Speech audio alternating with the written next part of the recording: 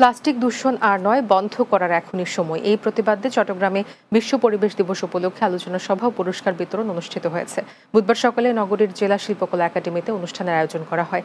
পরিবেশ অধিদপ্তর চট্টগ্রাম মহানগর কার্যালয়ের পরিচালক সোনিয়া সুলতানার সভাপতিত্বে অনুষ্ঠানে প্রধান অতিথি ছিলেন চট্টগ্রাম বিভাগীয় কমিশনার ডক্টর মোহাম্মদ জিয়াউদ্দিন। এ সময় বক্তব্য রাখেন চট্টগ্রাম রেঞ্জের ডিআইজি মোহাম্মদ আহসান হাবিব পলাশ, জেলা প্রশাসক ফরিদা খানম, চট্টগ্রাম সিটি কর্পোরেশনের প্রধান নির্বাহী কর্মকর্তা তৌহিদুল ইসলাম সহ অন্যরা।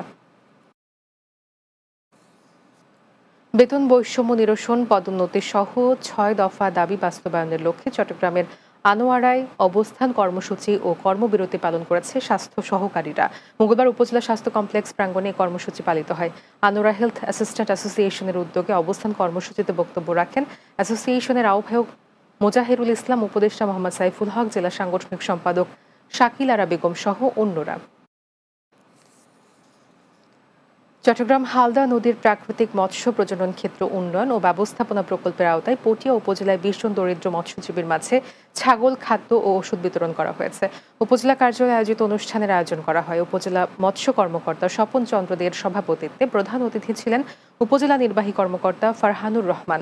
অনুষ্ঠানে উপস্থিত ছিলেন উপজেলা কৃষি কর্মকর্তা Kalpana Rahman, veterinary surgeon doctor Saddam Hossain, কৃষি সম্প্রসারণ কর্মকর্তা তপন কুমার রায় সহ অন্যরা। শেষ করব দিনের বাংলা। যাওয়ার আগে শিরোনামগুলো জানিয়ে দিচ্ছি আরও একবার। দূষণ রোধ ও পরিবেশ সুরক্ষায় প্লাস্টিক বর্জনের আহ্বান প্রধান উপদেষ্টার, বেশি করে গাছ লাগানোর পরামর্শ। স্থানীয় নয়, সবার আগে জাতীয় নির্বাচন হতে হবে দাবি রিজভির। অন্তর্বর্তী সরকারের অধীনে আগে স্থানীয় সরকার নির্বাচন চাইল জামায়াত।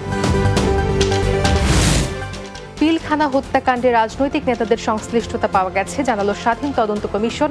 বর্বরোচিত ঘটনা একটি দীর্ঘমেয়াদী ষড়যন্ত্র ছিল। এবং জরাজীর্ণ ভবন ও লোকবল সংকটে বেহাল মোংলা উপজেলা স্বাস্থ্য কমপ্লেক্স, সেবা নিশ্চিতে আন্দোলনে নেমেছে উপজেলাবাসী।